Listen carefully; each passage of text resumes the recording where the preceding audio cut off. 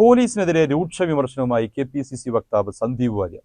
UDF അധികാരത്തിലെത്തിയാൽ ഓരോ police ഉദ്യോഗസ്ഥരെയും പേരെടുത്തു പറഞ്ഞ് കണക്ക് തീർക്കുമെന്നും എല്ലാ പോലീസുകാരുടെയും പേര് ഡയറിയിൽ എഴുതി വെച്ചിട്ടുണ്ടെന്നും സന്ദീപ് മണ്ണാർക്കാട് പറഞ്ഞു. ഞങ്ങൾ ഒരു കണക്കും മറക്കാൻ പോകുന്നില്ല, ഒരു കണക്കും ബാക്കി വെക്കാൻ പോകുന്നില്ല. ഇത് മുഴുവൻ ഞങ്ങൾ രേഖപ്പെടുത്തി വെച്ചിട്ടുണ്ട്, ഇത് മുഴുവൻ ഞങ്ങൾ എഴുതി വെച്ചിട്ടുണ്ട്.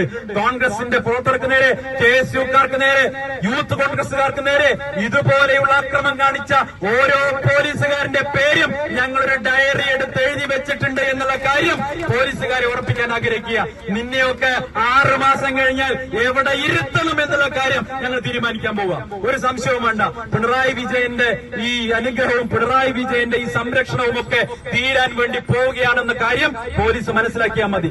കസ്റ്റഡി മർദ്ദനത്തിൽ പ്രതിഷേധിച്ച് മണ്ണാർക്കാട് പോലീസ് സ്റ്റേഷന് മുന്നിൽ കോൺഗ്രസ് നടത്തിയ ധർണ ഉദ്ഘാടനം ചെയ്ത് സംസാരിക്കുകയായിരുന്നു Sandeep Warrier. Nattukal police station circle ഇൻസ്പെക്ടറെ പേരെടുത്തു പറഞ്ഞ് സന്ദീപ് വാര്യർ താക്കീത് നൽകി.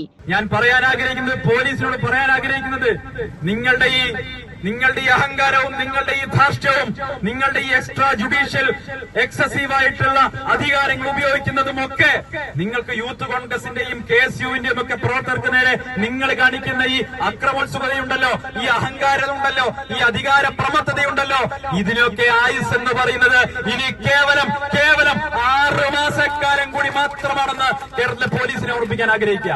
ഇത് കഴിഞ്ഞാൽ കേരളത്തിലെ പോലീസിനെ കൊണ്ട് എന്ത് പണിയെടുപ്പിക്കണമെന്ന് കൃത്യമായിട്ട് അറിയാവുന്ന UDF ഇവിടെ അധികാരത്തിൽ വരും. ഒരു തർക്കവും വേണ്ട. ആ കാലത്ത് ഈ ഇടിയന്മാരായിട്ടുള്ള പാവപ്പെട്ടവരെ ഉപദ്രവിക്കുന്ന, സാധാരണക്കാരെ ദ്രോഹിക്കുന്ന പോലീസുകാരെ നിലയ്ക്ക് നിർത്താൻ കോൺഗ്രസ് തയ്യാറാകും. നാട്ടുകൽ പോലീസ് സ്റ്റേഷനിൽ ചെന്ന ഒരു വനിതാ അഭിഭാഷകയോട് സ്റ്റേഷൻ ഹൌസ് ഓഫീസർ മോശമായി പെരുമാറിയെന്ന ആരോപണവും സന്ദീപ് വാര്യർ ഉന്നയിച്ചു. നാട്ടുകൽ SHO ആയിട്ടുള്ള ഹബീബുള്ള ആ മണ്ണാർക്കാട്ടെ വനിതാ അഭിഭാഷകയെ പുലഭ്യം പറയുകയാണ്. എവിടെ CCTV ക്യാമറ ഉണ്ടെന്നറിഞ്ഞിട്ടും ഈ നാട്ടുകൽ SHO ഈ വനിതാ അഭിഭാഷകയെ പുലഭ്യം പറയുകയാണ്, പച്ചത്തെറി പറയുകയാണ്, ആക്രോശിക്കുകയാണ്, അപമര്യാദയായി പെരുമാറുകയാണ്. ഈ വനിതാ അഭിഭാഷക പരാതി കൊടുത്തു, SP-ക്ക് പരാതി കൊടുത്തു, മുഖ്യമന്ത്രിക്ക് പരാതി കൊടുത്തു. അന്വേഷണം വന്നു. CCTV ദൃശ്യങ്ങളിൽ ഹബീബുള്ള വനിതാ അഭിഭാഷകയോട് മോശമായി പെരുമാറുന്നതിന്റെ തെളിവുകൾ ലഭിച്ചു. പക്ഷേ പ്രിയപ്പെട്ടവരെ, എന്താ സംഭവിച്ചത്? ഷൊർണൂരിലെ DYSP കേസ് അന്വേഷിച്ചു.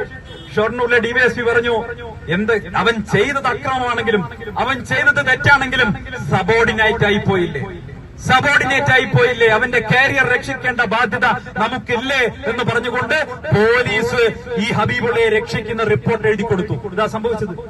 പോലീസ് റിപ്പോർട്ട് എഴുതി കൊടുത്തു. പാലക്കാട്ടെ SP ശ്രദ്ധിക്കണം, പാലക്കാട്ടെ പോലീസ് ഏമാന്മാർ ശ്രദ്ധിക്കണം. ട്രാൻസ്ഫർ അടിച്ച് മാസങ്ങൾ കഴിഞ്ഞിട്ടും ഹബീബുള്ള ഇപ്പോഴും നാട്ടുകളിൽ SHO ആയിട്ട് വരികയാണ്. പോലീസുകാർക്കെതിരെ ശക്തമായ നടപടി ഉണ്ടാകുമെന്നും ഒരു കണക്കും ഞങ്ങൾ മറക്കില്ലെന്നും സന്ദീപ് ആവർത്തിച്ചു. പ്രതിഷേധ പരിപാടിയിൽ നിരവധി കോൺഗ്രസ് പ്രവർത്തകർ പങ്കെടുത്തു. CCN മണ്ണാർക്കാട്.